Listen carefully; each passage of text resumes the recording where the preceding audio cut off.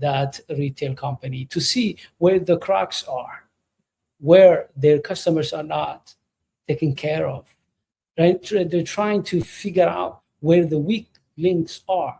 And in some companies, they do the same thing, which is they hire a consulting company, they bring team members of that consulting company, they disguise themselves as employees, sometimes leaders or clients. They come in and they're trying to figure out if there are any misalignments, any cracks, any subcultures that are misaligned with the mainstream culture. They are insiders spying about the culture, how it's performing. They are stress testing the culture, which means they don't depend on their own view of how the culture is performing. In most cases, we're biased. I can give you a good example. Once I was brought in to see whether there is cultural alignment. When I came to talk to the CEO, he was like, AZ, this board of directors, I don't know what they see.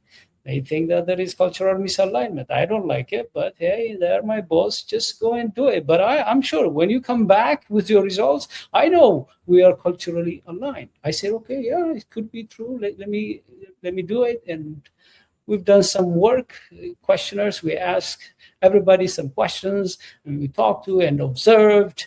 And finally, we got the result. The result was misalignment. The top leadership was aligned. Yes, they understand the culture, its cultural values, and they are aligned with the culture in their words, behaviors, decisions, and actions.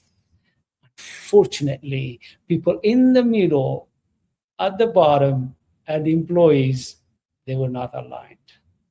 The definition they have about the cultural values different than the top leadership. The way they define the values and the way they respect these values, protect these values are different than the top leadership, which means there is misalignment. If you trust what that CEO said about the status of your culture, you could be misleading yourself. And that consulting work revealed